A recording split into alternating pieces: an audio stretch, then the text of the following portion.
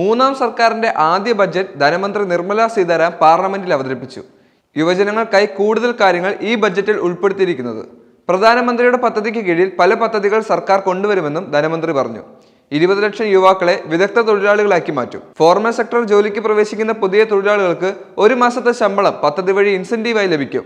Direct benefit transfer വഴി 15,000 രൂപ വരെ 3 തവണകളായി നൽകും.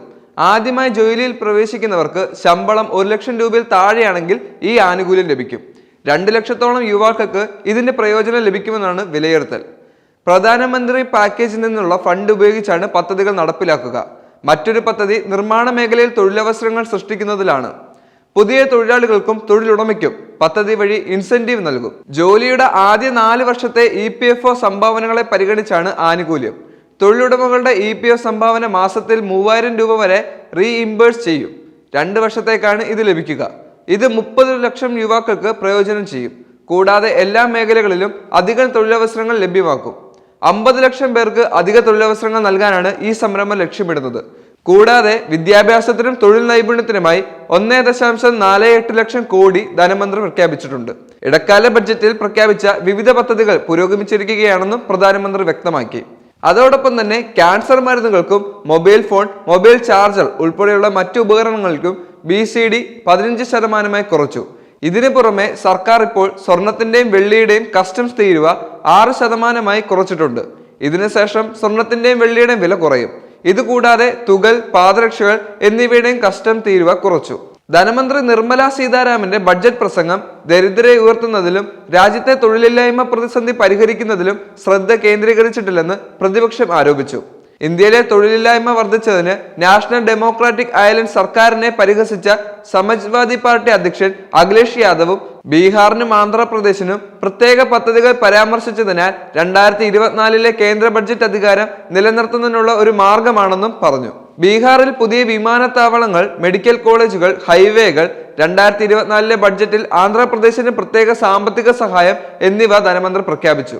2024 ലോക്സഭാ തെരഞ്ഞെടുപ്പിൽ ഉത്തർപ്രദേശിൽ പ്രതിപക്ഷ നേതൃത്വത്തിലുള്ള ഇന്ത്യ മുന്നണിയുടെ ഭാഗമായി മികച്ച പ്രകടനം കാഴ്ചവെച്ച അഖിലേഷ് യാദവ് ബീഹാറിനും ആന്ധ്രാപ്രദേശിനും വേണ്ടി കേന്ദ്രം പ്രത്യേക പദ്ധതികൾ പ്രഖ്യാപിച്ചത് നല്ല കാര്യമാണെന്ന് പറഞ്ഞു.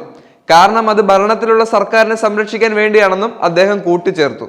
കഴിഞ്ഞ 10 വർഷമായി അവർ രാജ്യത്ത് തൊഴിലില്ലായ്മ വർദ്ധിപ്പിച്ചുവെന്നും അഖിലേഷ് യാദവ് പാർലമെന്റിന് പുറത്ത് മാധ്യമപ്രവർത്തകരോട് പറഞ്ഞു. ഉത്തർപ്രദേശിൽ BJP നേതാക്കൾ അഭിമാനത്തോടെ പറയുകയും പൂർത്തിയാക്കുകയും ചെയ്യുമെന്ന് അവകാശപ്പെടുകയും ചെയ്ത പദ്ധതികൾ പൂർത്തിയാക്കാതെ കിടക്കുകയാണെന്നും അദ്ദേഹം അവകാശപ്പെട്ടു. കേന്ദ്ര ബഡ്ജറ്റിനെ സീറ്റ് സംരക്ഷിക്കുക എന്ന് വിളിച്ച് തൃണമൂൽ കോൺഗ്രസ് MP കല്യാൺ ബാനർജി അഖിലേഷ് യാദവിനെ പിന്തുണച്ചു.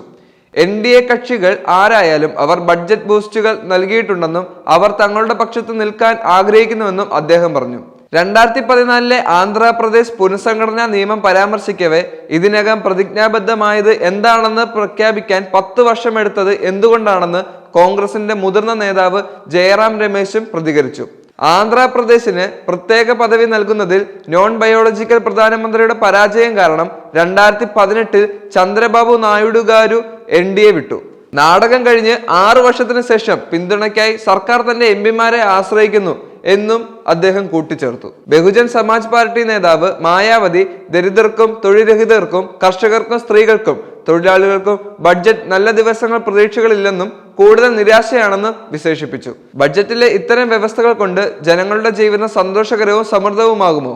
ഇന്ത്യയിലെ 125 കോടിയിലധികം വരുന്ന ദുർബല വിഭാഗങ്ങളുടെ ഉന്നമനത്തിന് ആവശ്യമായ പരിഷ്കരണ നയങ്ങളും ഉദ്ദേശങ്ങളും ഇല്ലേ എന്ന് കേന്ദ്രത്തെ ആക്ഷേപിച്ചുകൊണ്ട് അവർ ചോദിച്ചു. അടിയന്തര ശ്രദ്ധ ആവശ്യമുള്ള ഒരു ദേശീയ പ്രതിസന്ധിയാണ് വൻതോതിലുള്ള തൊഴിലില്ലായ്മയെന്ന് കേന്ദ്ര സർക്കാർ ഒടുവിൽ മൗനമായി അംഗീകരിച്ചതായി തോന്നുന്നു. പ്രധാനമന്ത്രി നരേന്ദ്രമോദിയും BJPയുടെ പ്രകടന പത്രികയും പരിഹസിച്ചുകൊണ്ട് ജയറാം രമേശ് പറഞ്ഞു. എന്തൊക്കെയായാലും പുതിയ ബഡ്ജറ്റ് ഇന്ത്യയിലെ മാറ്റങ്ങൾ എത്രത്തോളം സാധ്യമാക്കുമെന്ന് നമുക്ക് കണ്ടു തന്നെ അറിയാം.